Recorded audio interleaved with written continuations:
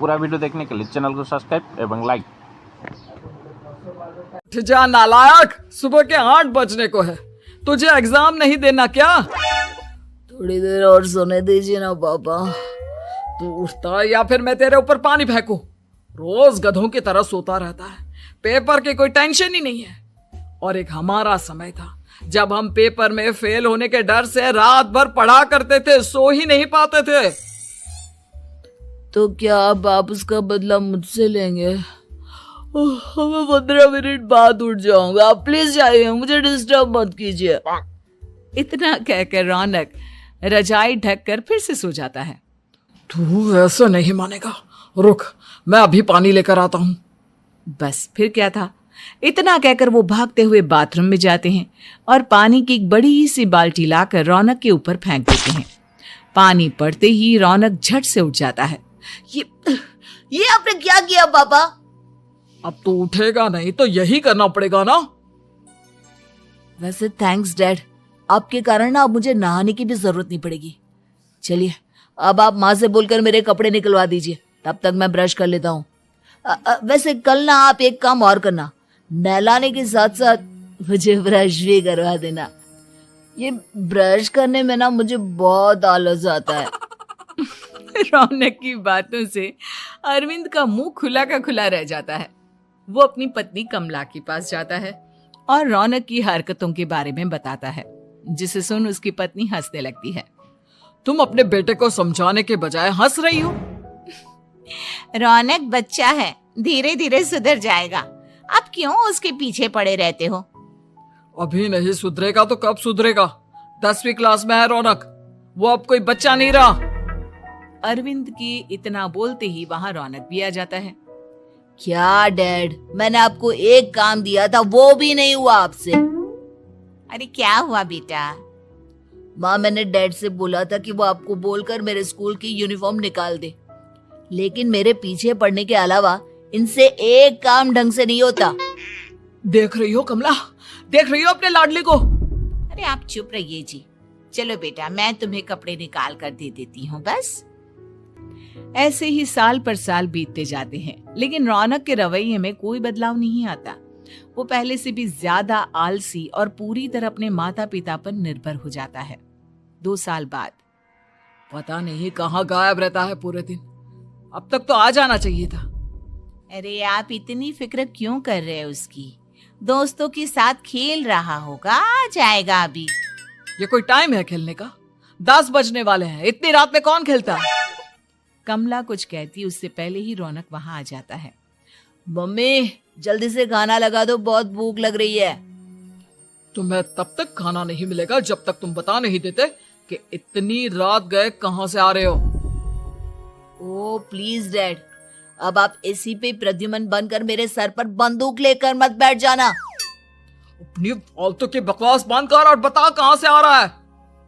माँ अब समझाइए ना डैड को। बता देना बेटा, इनको भी तसल्ली हो जाएगी। आप बोल रही हैं तो बता देता हूँ, मैं दोस्तों के साथ मूवी देखने गया था, इसलिए देर हो गई। तो इन सब चीजों में मेरे पैसे उड़ाता है? कभी 1 रुपया कमाने के बारे में सोचा है तूने? जब देखो हवा की तरह पैसे उड़ाता रहता है। माँ अब आप इन्हें चुप करा दीजिए, वरना ना मुझे गुस्सा आ जाएगा। अच्छा क्या कर लेगा? बता ना क्या कर लेगा तू? वैसे बात तो ठीक ही है, मैं कर ही क्या सकता हूँ, पैसे तो फिर भी मैं आपसे ही मांगूंगा ना। चलिए अब ये सब बात छोड़िए और मम्मी मेरे लिए खाना लगा दीजिए। अभी लगा देती हूँ बेटा। मैं बता रहा हूँ कमला, एक दिन ये ऐसे ही बिगड़ जाएगा। ओफो, आप क्यों इतना पीछे पड़े रहते हो मेरे बच्चे के? बात की बाद में देखेंगे, अभी आप शांति से उसे खाना खाने देंगे। अगले दिन डैडी मुझे 10,000 रुपए चाहिए। हाँ? अब इतने पैसे क्यों चाहिए तुझे? डैड आप बिना सवाल किए कभी पैसे नहीं दे सकते क्या? जब तक तू बताएगा नहीं तुझे पैसे भी नहीं मिलेंगे। अरे अब आप अपने बेटे को पैसे भी नहीं दे सकते? नालायक, तेरी उम्र के लोग नौकरी करते हैं और एक तू है जो नौकरी करने का नाम ही नहीं लेता कभी। आप लोगों के होते हुए भला मैं नौकरी क्यों करूं? अरे हम कब तक पैसे देंगे तुझे? तुझे भी तो अपने पैरों पर खड़ा होना होगा ना। कौन सा उधार के पैरों पर खड़ा हूं? अपने ही तो पैरों पर खड़ा हूं मैं। इसी तरह रौनक दिन प्रतिदिन लापरवाह होता जाता है। उसकी लापरवाही को देखते हुए अरविंद और कमला अपने बेटे की शादी कराने का फैसला लेते हैं और 1 महीने के अंदर अंदर ही रौनक की शादी मेघा नाम की लड़की से करा देते हैं। शादी के कुछ दिन बाद, रौनक, मुझे एक अच्छी सी साड़ी चाहिए, आप ला दोगे ना? हाँ, क्यों नहीं। कितने तक की आती है साड़ी? यही करीब 5,000 तक की। तुम चिंता मत करो, मैं आज ही डैडी से पैसे मांगकर तुम्हारे लिए साड़ी ले आऊंगा। आप कब तक ऐसे ही अपने पापा से पैसे मांगते रहेंगे? कोई अच्छी सी नौकरी क्यों नहीं कर लेते आप? अरे डैड के होते हुए मुझे नौकरी करने की जरूरत ही क्या है? पर आप ऐसे कब तक उनसे पैसे मांगते रहेंगे? कुछ आपको अपने दम पर भी तो करना होगा ना। अब तुम भी बाकी लोगों की तरह मुझे ज्ञान देना शुरू मत कर देना। साड़ी चाहिए ना तुम्हें, मिल जाएगी बस। इतना कहकर रौनक अपने पिता से पैसे मांगने चला जाता है। डैडी, मुझे 5,000 रुपया चाहिए। अब 5,000 क्यों चाहिए तुझे? वो मेघा को साड़ी चाहिए थी। अरविंद आगे बिना कुछ कहे चुपचाप उसे पैसे निकाल कर दे देता है। कुछ दिन बाद, तुम्हें नहीं लगता कमला, रौनक हम पर पहले से भी ज्यादा डिपेंड हो गया है? मुझे तो अब उसके भविष्य की चिंता होने लगी है। कल को हमें कुछ हो गया तो वो क्या करेगा? काश तुमने पहले ये सोच लिया होता तो आज हमारा बेटा इतना लापरवाह नहीं होता। तब मुझे कहाँ पता था कि मेरा लाड़ प्यार उसे इतना बिगाड़ देगा कि वो इस हद तक लापरवाह बन जाएगा। कोई बात नहीं, अभी भी देर नहीं हुई। मुझे पता है उसे कैसे सुधारा जा सकता है। कैसे? अरविंद कुछ कहता उससे पहले रौनक वहां आ जाता है और पैसों के लिए हाथ फैलाने लगता है। डैड, मैं और मेघा बाहर घूमने जाना चाहते हैं। अरे वाह, ये आज सूरज कहाँ से निकला है? Dad please. अच्छा चलो अब मुद्दे की बात करो। मुझे अब 25,000 चाहिए। अब तुम्हें 1 रुपया भी नहीं मिलने वाला। अगर तुम्हें पैसों की इतनी ही जरूरत है तो कोई ढंग की नौकरी कर लो। मम्मी, आप कुछ कहिए ना डैड को। बेटा, वो गलत क्या बोल रहे हैं? ये सब हम तेरे भले के लिए ही तो कर रहे हैं। मम्मा, मैंने बताया ना आपको, मुझे नहीं करनी कोई जॉब वॉब। तो ठीक है, निकल जाओ हमारे घर से। तुम्हारे जैसे लोगों के लिए मैंने ये घर खड़ा नहीं किया है।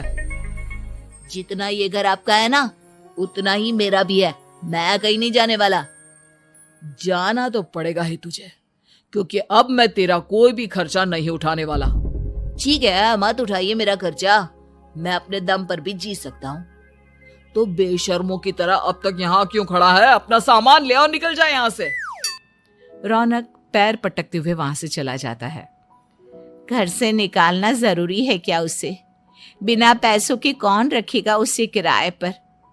अगर उसका भविष्य सुधारना है तो हमें अपने दिल पर पत्थर रखकर ये कदम उठाना ही होगा। दोनों बात कर रहे होते हैं कि रौनक अपनी पत्नी के साथ एक बड़ा सा बैग लेकर घर से निकल जाता है, लेकिन घर से बाहर उसे कोई भी मुफ्त में अपने घर किराए पर नहीं रखता। अंत में थक हार कर वो फिर से अपने घर चला जाता है। क्या हुआ? थोड़ी देर पहले तो दहाड़ते हुए घर से निकला था, अब क्या हुआ? नहीं रखा ना किसी ने तुझे किराए पर? डैड प्लीज, मैं कुछ दिनों में कोई अच्छी सी नौकरी शुरू कर दूंगा। आप तब तक तो हमें रख लीजिए प्लीज। सुबह से रात हो चुकी है लेकिन कोई हमें रखने को राजी नहीं है। अब आप ही बताइए, इतनी रात को मैं मेघा को लेकर कहाँ जाऊंगा? ठीक है ठीक है, बहू की वजह से मैं तुझे घर पर रख रहा हूँ, लेकिन तू इस घर में एक बेटे की नहीं बल्कि एक किराएदार की हैसियत से रहेगा। 3 महीने है तेरे पास। इन 3 महीनों के अंदर अंदर मुझे तेरी पहली तनख्वाह हाथ में चाहिए, समझ गया? पक्का डैड, इन 3 महीनों के अंदर अंदर तो कोई बढ़िया सी नौकरी ढूंढ ही लूंगा मैं।